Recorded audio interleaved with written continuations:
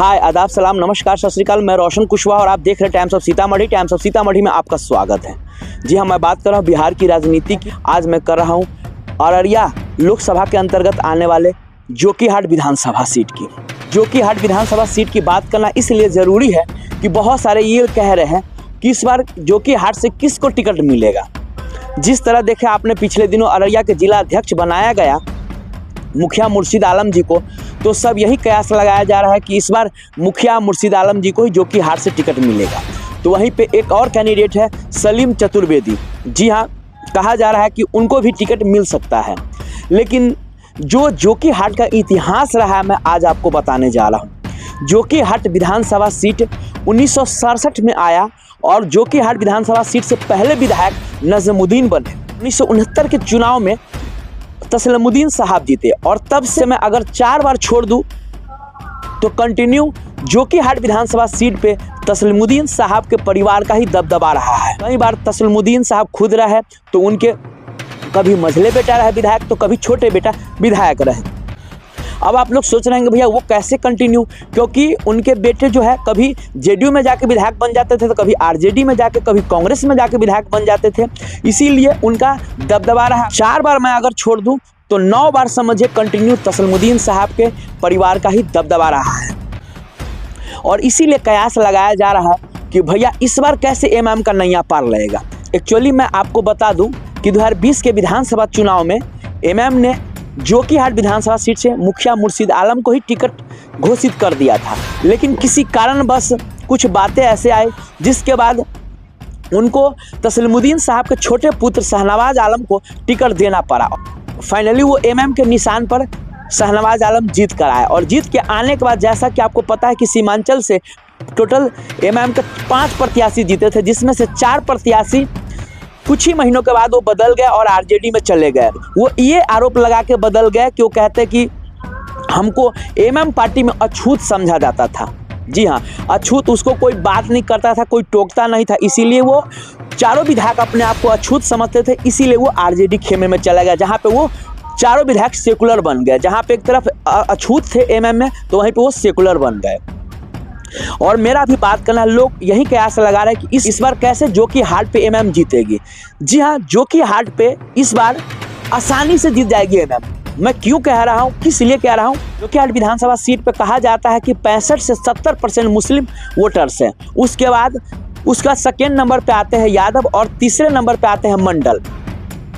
ये दोनों निर्णायक भूमिका में होते हैं। जिस तरफ यादव मंडल की करवट लेते हैं उस तरफ उसका विधायक बनता है। और कंटिन्यू जहाँ पे जब मुस्लिम मतदाता एक होते हैं तो वहीं तस्लीमुद्दीन साहब कंटिन्यू जीतते आ रहे हैं। 2020 के विधानसभा चुनाव में क्या हुआ कि शाहनवाज आलम एमएम से थे, तो उसी का तस्लीमुद्दीन साहब के मझले पुत्र सरफराज आलम वो आरजेडी के टिकट पर थे। और वहीं तीसरे नंबर पर भाजपा का कैंडिडेट था, जी हाँ, जोकीहाट से वो रंजीत यादव, जो तीसरे नंबर पर रंजीत यादव रहे। और दूसरे नंबर पर आरजेडी के प्रत्याशी सरफराज आलम रहे। और फाइनली जीता कौन? शाहनवाज आलम। किस पार्टी से? एमएम से। तो तस्लीमुद्दीन साहब के नाम पर अगर वोट देना होता तो वो सरफराज को जिताते, आरजेडी के कैंडिडेट को जिताते। वो फिर शाहनवाज को क्यों जिताए? लेकिन कहीं ना कहीं लोग, जो ये पार्टियां थी जो कभी जेडीयू से आते थे, कभी आरजेडी से आते थे, कभी कांग्रेस से आते थे, तो लोग देख रहे थे कि भैया कि हमारे सीमांचल की बात कौन करता है, हमारे हक हुकूक की बात कौन करता है। और फाइनली जब लोगों ने समझा कि यहाँ पार्टी, मैं आपको बता दूं, ये शाहनवाज आलम के नाम पर जोकीहाट में वोट नहीं पड़ा था 2020 में, वो ओवैसी साहब के नाम पे और पतंग के निशान पे वोट पड़ा था। और इसीलिए शाहनवाज आलम जीत के गए थे, और न कि शाहनवाज आलम के पिता के नाम पे उनको वोट मिला था। क्योंकि ये आप देख ही लेना समीकरण, अगर शाहनवाज आलम के पिता के नाम पे वोट मिलता है तो उसके सरफराज जो पुत्र थे उनको मिलता, वो भी आरजेडी से था। क्योंकि लोग अब आरजेडी को, कांग्रेस को नहीं देखना चाहते हैं। सीमांचल में बस एक ही नारा है, ओवैसी साहब और पतंग।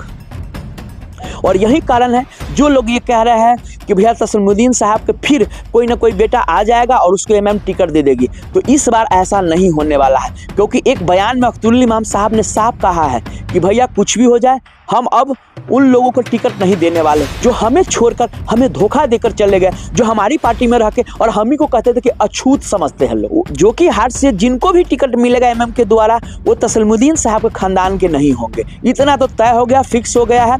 अब मारामारी आरजेडी में ही चल रहा है। अब आरजेडी में सरफराज साहब कह रहे भैया हमको टिकट जो कि हाथ से दो, तो भैया शाहनवाज आलम जो एमएम से आरजेडी में गए वो बोल रहा है कि हमको टिकट दीजिए। अब दोनों भाई में ही लड़ाई हो रहा है कि भैया किसको टिकट दिया जाए, आप देख लीजिए। और फाइनली देखिए वो तो आरजेडी का मैटर है, ऐसा ना हो भैया कि कहीं शाहनवाज का टिकट कट के सरफराज को टिकट मिल जाए, फिर कहाँ जाएंगे ये। अब सरफराज ये चाहेंगे कि हम एमएम में आके टिकट ले लें और वहाँ से चुनाव जीत के फिर आरजेडी में शामिल हो जाए। तो इस बार एमएम टिकट देने वाला नहीं है, क्योंकि एक बार एमएम को ठोकर लग चुका है और वही जानबूझ के एमएम ठोकर नहीं खाएगी बार बार। और इसीलिए जनता ने ओवैसी साहब को चुना, ओवैसी साहब को प्यार दिया। इसीलिए ये साफ हो गया है कि भैया एमएम से तसलीमुद्दीन साहब के परिवार से किसी को टिकट नहीं मिलेगा, इतना कंफर्म हो गया।